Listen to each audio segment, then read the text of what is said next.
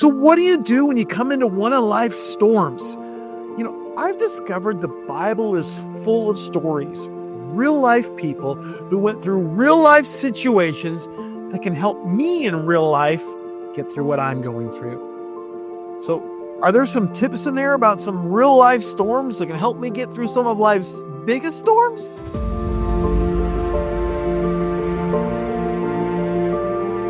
Welcome to the Fresh Church Podcast. My name is Pastor Tony, and I'm so excited to be able to share with you today something that God has been stirring in my spirit the last couple of weeks. So how's life going for you right now? How's your church doing? How's your ministry doing? Do you feel like you're in a storm at all? Is there a really rough season right now and you're just trying to figure out how to get through it? There's personal issues, church issues, financial issues, maybe just the challenges of living in the current situation in this current nation. Whatever that storm looks like, God's got it. I want to take a few minutes today and explore one of my favorite passages in the book of Acts. Acts chapter 27, the story of Paul and his shipwreck. Wait, one of your favorite stories is about Paul and a shipwreck? Yes, let me explain why. I am not a fan of the ocean. I'm not a fan of lakes or large bodies of water. I'm not even a fan of water in general. Why? Because I sink. I do not have a natural buoyancy that most people have. When I swim across the pool, I swim across the bottom of the pool. When I put on a life jacket, I still have to work to tread water. I do not naturally float. I remember my wife tried to teach me how to swim on my back. And all I did was swim on the bottom of the pool on my back with water going up my nose. I do not float very well. So the idea of being in a storm, being in a situation where I might fall in the water and sink to the bottom is not exactly something that I'm excited about. I don't live in fear, but I'm smart enough to know what I can and can't do. So the stories in the Bible of Jesus walking on the water always amaze me. Man, I wish I could walk on water. I wish I could tread water. I feel sometimes like Peter, when I step out of the boat, down I go. I mean, for me, I'm going clear to the bottom. It's going to be a wet experience for sure. So when I read chapter 27 of Acts, and Paul is on this crazy experience where he gets caught in a storm and the entire boat is shipwrecked onto an island in the middle of nowhere, it doesn't exactly get me excited until I look at the passage and I see what God is doing in this specific situation. And then it becomes one of my favorite passages.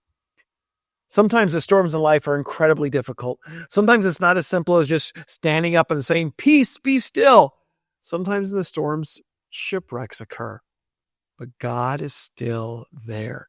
God's taking care of you no matter what. So let's jump into our text. I want to take you to Acts chapter 27 and maybe show you some things about this passage you've never seen before as you go through some of the storms of life. Acts chapter 27 says this: "When the time came, we set sail for Italy. Paul and several other prisoners were placed in the custody of a Roman officer named Julius, a captain of the imperial regiment. Aristarchus, a Macedonian from Thessalonica, was also with us. We left on a ship whose home port was Adramyttium on the northwest coast of the province of Asia. It was scheduled to make several stops at ports along the coast of the province. The next day, when we docked at Sidon, Julius was very kind to Paul and let him go ashore to visit with friends so they could provide for his needs. Putting out to sea from there, we encountered strong headwinds that made it difficult to keep the ship on course. So we sailed through north of Cyprus, between the island and the mainland. Keeping to the open sea, we passed on the coast of Cilicia and Pamphylia, leading to Myrna and the province of Lycia. There, the commanding officer found an Egyptian ship from Alexandria that was bound for Italy, and he put us on board." Verse 7. "We had several days of slow sailing, and after that great difficulty, we finally neared Cnidus. When the wind was against us, so we sailed across to Crete and along the sheltered coast of the island, past the Cape of Salmon. We strolled along the coast with great difficulty and finally arrived at fair havens near the town of Lasea. We had lost a lot of time. The weather was becoming dangerous for sea travel because it was so late in the fall. And Paul spoke to the ship's officers about it. 'Men,' he said, 'I believe there's trouble ahead. If we go on, shipwreck, loss of cargo, and danger to our lives as well.' But the officer in charge of the prisoners listened more to the ship's captain and the owner than Paul. And since Fair Havens was an exposed harbor, a poor place to spend the winter, most of the crew wanted to go on to Phoenix, farther up the coast of Crete, and spend the winter there. Phoenix was a good harbor with only a southwest and northwest exposure. Okay, that was a lot of crazy names. I don't even pretend to be an expert that can tell you I pronounced all those names and cities correctly, okay? I probably butchered a lot of them, but we had fun. And you know what? Read with confidence. Nobody else knows how to pronounce them either. But right away, I want to point out all the different cities that are listed here, all the different locations that are there, even the direction and how everything goes. I mean, I don't know if you're one of those kind of people who track everything on a trip as you drive. So for example, my dad can tell you every part of the trip as he drives from his farm the 13 miles into town. He can tell you the name of every hill. He can tell you the name of every creek. He can tell you the name of half the people in the houses along the road. That's not me. I'm that kind of person where I'm like, I left town a while ago and I'm on my way to the next town. Like, well, where are you now? Well, there's trees on the side of the road and I'm somewhere in the middle. I'm the person frantically looking for a mile marker or a sign when someone asks me that question. I know where I'm going, but I don't know anything about the middle part of it. I don't exactly keep track all along the way. But something that I've learned over time is the more details you have, the more validity that it brings to the story, to the experience. So as Luke is writing this, he's not just making up a story of some people going across the water. He's being very specific with these specific cities that they're traveling to. So if I was telling a fanciful story, there's no way I would have included all those specific details, which shows us this is truly a writing of a historical account. Besides that, here's what else I want you to see from this. God cares where you've been and where you're going. Notice all the cities listed where they went, right? I mean, cities they stopped at, cities they went by, they planned on heading towards, that they didn't make it to. Also note, Paul was on his way to Rome. There was a final destination in mind, and the storm was not going to stop him. Whatever your situation is, God knows exactly where you are. He knows exactly where you've been, and he knows exactly where you're going. All right, let's keep reading. Psalm 27, verse 13. When a light wind began blowing from the south, it's about to get crazy, the sailors thought they could make it. So they pulled up anchor and sailed close to the shore of Crete. But the weather changed abruptly, and a wind of typhoon strength called a northeastern burst across the island and blew us out to sea. The sailors couldn't turn the ship into the wind, so they gave up and they let it run before the gale. We sailed along the sheltered side of a small island named Cauda, where with great difficulty we hosted aboard the lifeboat being towed behind us. Then the sailors bound ropes around the hull of the ship to strengthen it. They were afraid of being driven across the sandbars of Syrtis off the African coast. So they lowered the sea anchor to slow the ship, and they were driven before the wind. The next day, as gale force winds continued to batter the ship, the crew began throwing the cargo overboard. The following day, they even took some of the ship's gear and threw it overboard. The terrible storm raged for many days, blotting out the sun and the stars, until at last, all hope was gone. No one had eaten for a long time. Notice in this story, there's great detail given to the items on the boat. I mean, obviously, not only was Luke on the boat, but he understood or at least asked questions on how the boat operated. Notice how they hoisted the lifeboats. They tied ropes around the boat to strengthen the hull. They threw cargo and gear overboard. They rationed the food that they had. They used the anchor to drag on bottom. The specific name of the boats mentioned, even sandbars off the coast of northern Africa. And historically, that was a ship graveyard, by the way. That is not where you wanted to go. It's interesting. There's actually more explanation of this nautical journey from a historical perspective than any other writing from the day, including the Iliad and the Odyssey. We can learn from all of the different writings out there that what Luke was writing about was absolutely true. Actually, Luke's account has actually become a primary source of historical accuracy when it comes to nautical adventures during those ancient days. The Bible has a historical aspect to it that can help you understand other texts. Note for a second the way that Luke talks specifically about the storm, that the storm is named, that this hurricane's a boat killer, and they're all aware that if the storm washes them up on the sandbars, they're done.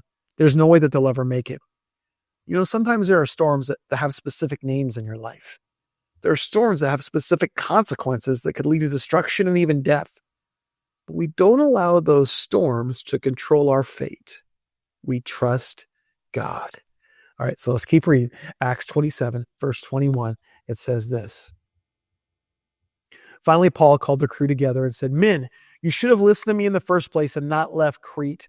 You would have avoided all this damage and loss. But take courage.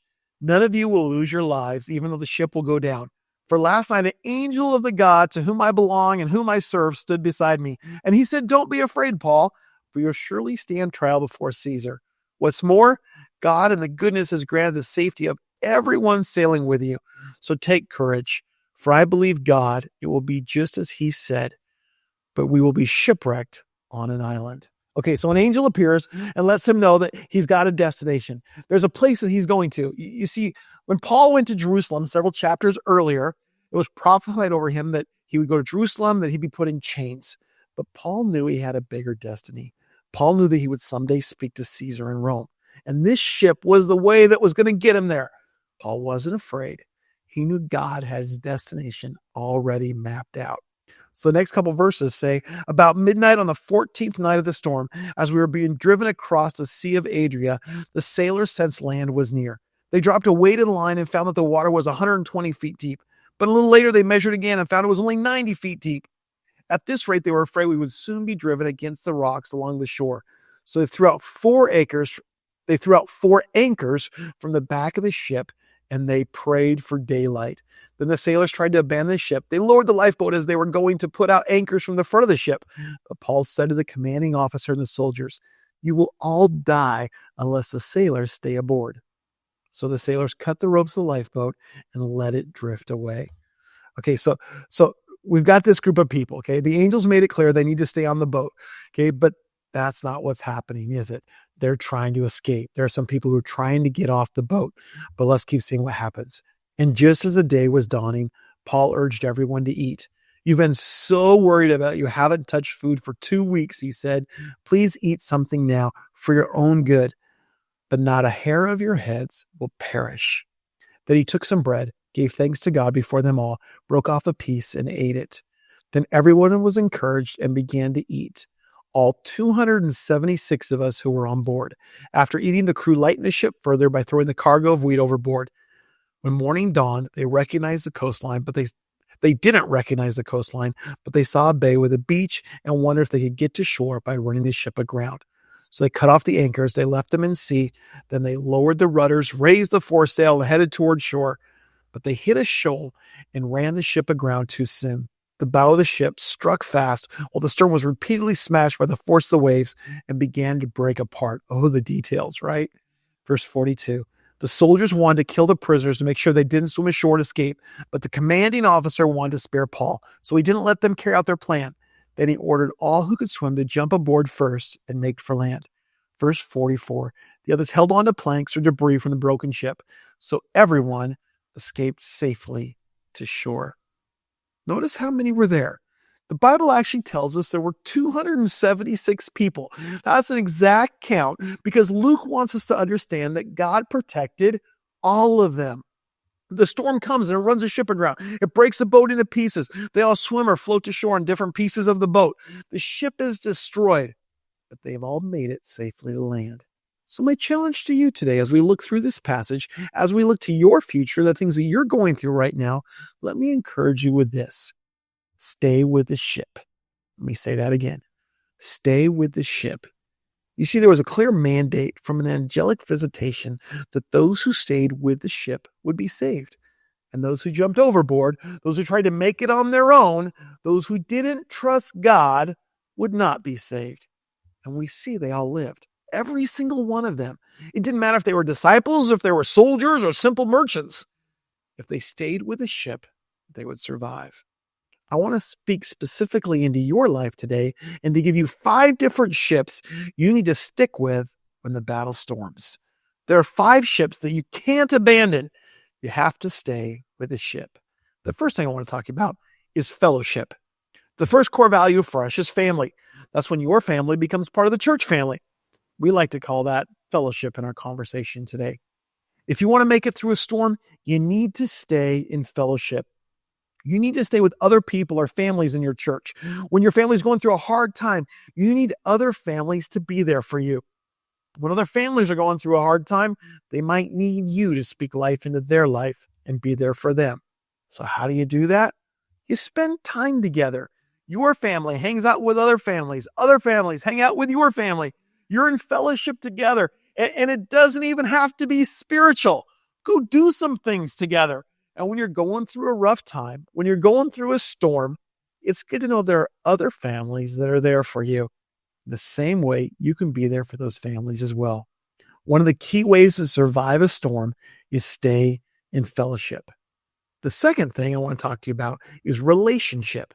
Relationship is our second core value at Fresh because we believe it's important that you are in community, that you are in a relationship with other people. This is one-on-one connections. This is accountability. This is being able to talk to people and share what's going on in life.